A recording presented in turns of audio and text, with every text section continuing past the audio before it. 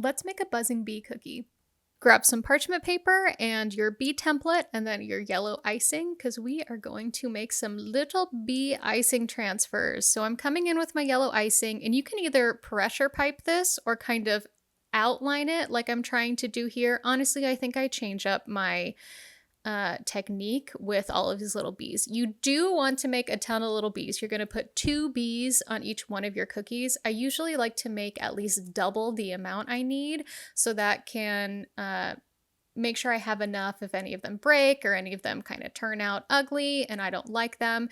You're looking to make almost a teardrop shape, but sideways with these. And so you're going through with your yellow and you're going over the template to make that whole body shape. But they do not need to be perfect. Some of mine look much more like blobs than they do teardrops, and you can look at the template underneath.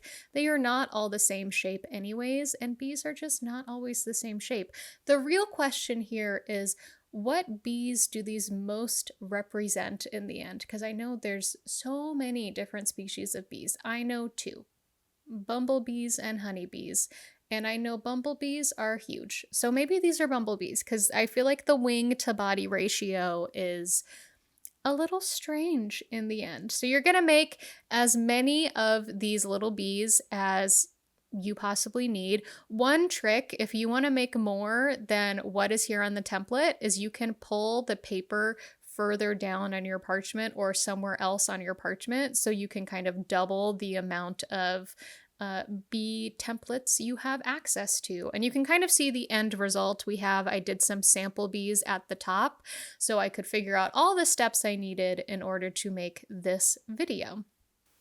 After you have as many of the bodies as you want, you're going to come in with your black icing and make 2 lines towards the end of the body. So we want to have more yellow at the front than at the back.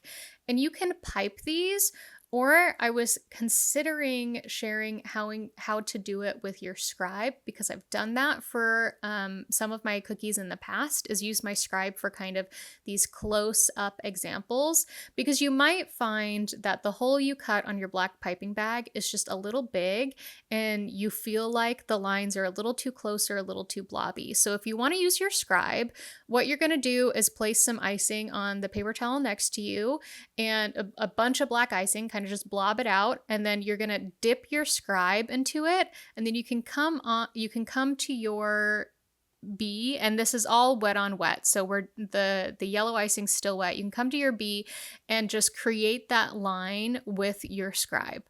The other alternative, because we're going to use a fine tip pen with these, is to just do the bodies of the bees and then the wings of the bees and come back with your fine tip pen and add all the details. But after you add the lines, you're going to come in with your scribe. So you're going to need the blob of black in your scribe anyways.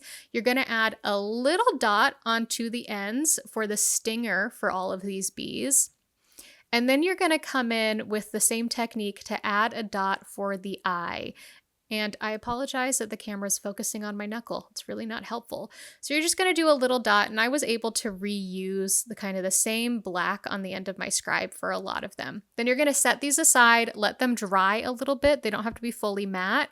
And you're going to do a little dot above the bee, but connecting to the body for one of the wings. And then after you add one wing to all of your bees, you're going to set that aside again. Now, you don't need it to be fully matte. You don't need it to be fully dried, but we're just wanting to make sure that the wings get some separation from the body and from one another. That's why we're not putting them all at the same time. So I set this aside, I let it dry a little bit, and I'm coming back and I'm able to add that second wing. And the nice thing about using the hybrid icing for this is that the wings kind of even out. You can see I even went back to that first one. I was like, I think it needs a little bit more.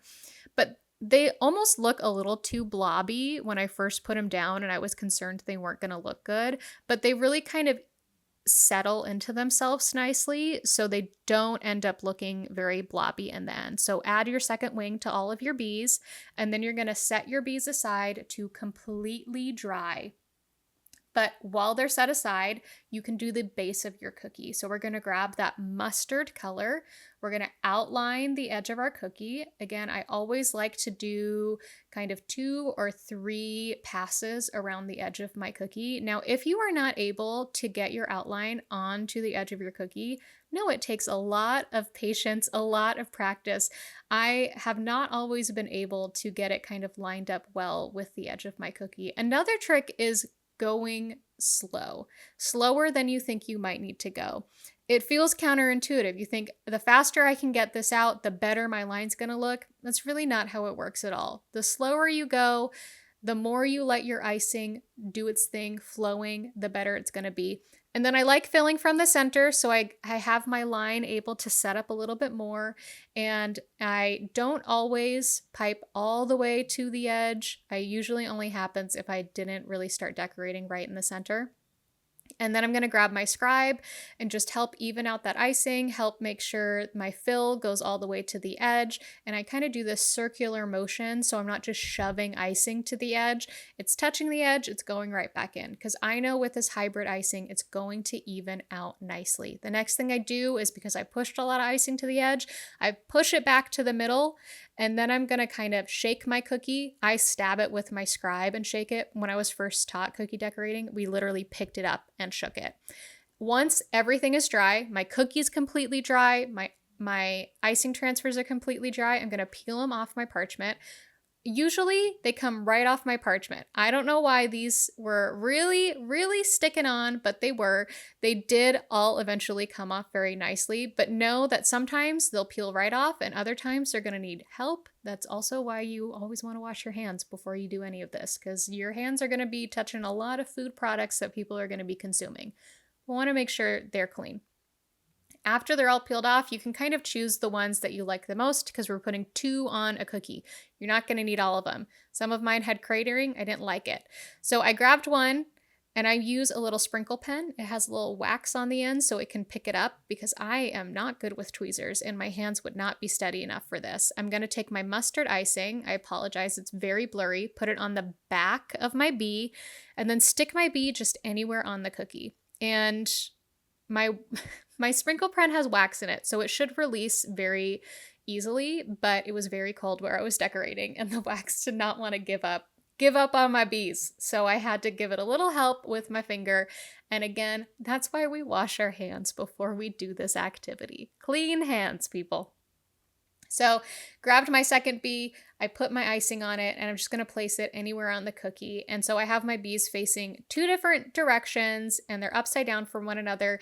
And this is why you need your cookie to be completely dry, because your fine tip edible pen will break right through that icing if it is not completely dry. It doesn't matter how light of a touch you have, it is going to break through, because these fine tip edible pens, they're kind of a beast. They're kind of a beast. So we're just kind of doing a dashed line to show where our buzzing bees were flying, going from the bee to the edge of the cookie to complete our buzzing bee cookie. This is one of 4 cookies in the Bee's Knees cookie set. Download the free guide below to follow along with this video and make these cookies for yourself.